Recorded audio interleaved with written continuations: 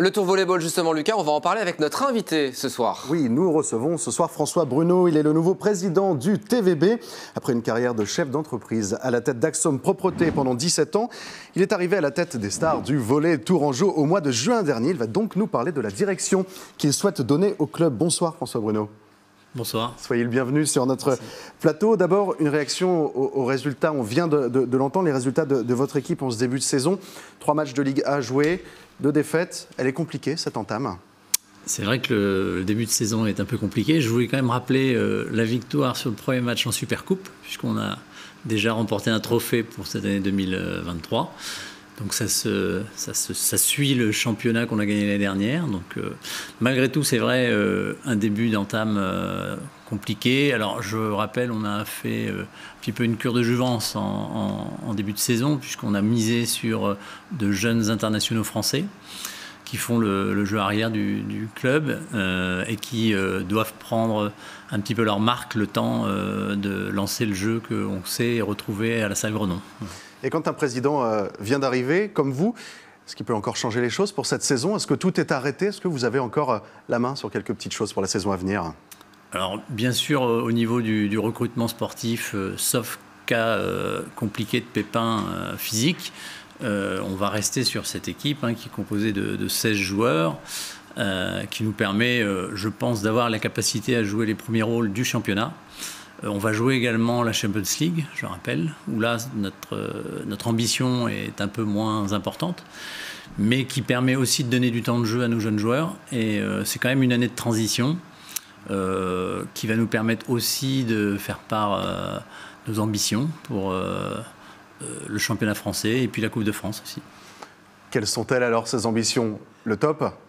Bien sûr. Alors, vous savez qu'on joue les playoffs, donc il faut essayer de finir dans les premières places du championnat. Pour autant, après, il faut encore jouer les playoffs et être bon, je dirais, à la fin. Donc, même si le début de saison est un peu compliqué, c'est à la fin qu'on verra les vrais résultats de on va dire, nos options choisies pour le recrutement. Et ça se jouera au mois d'avril. C'est là que... Je vous rappelle, la saison est assez concentrée, puisqu'on a commencé tard à cause du championnat d'Europe. On finit tôt. Et on finit tôt parce que les Jeux Olympiques qui arrivent. Donc, c'est très réduit, avec beaucoup d'espoir pour les Jeux Olympiques quand même, effectivement, puisqu'on a des très très bons joueurs. Alors parlons un peu de l'avenir de votre présidence. Vous ne souhaitez pas travailler seul, si j'ai bien compris. Ça va être une véritable équipe entre les amateurs et les professionnels également. Oui, je rappelle, le TVB est donc adossé à une association amateur. Et depuis 2 ans, enfin après pendant la période Covid, on a créé une société professionnelle.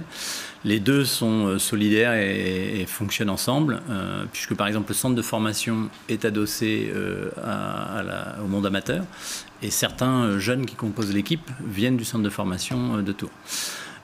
Pour autant, dans le travail, il faut faire un travail d'équipe. Alors, j'ai bien sûr un comité directeur qu'on a renforcé et qui va pouvoir s'étoffer lors de la prochaine AG qui aura lieu le 17 novembre prochain.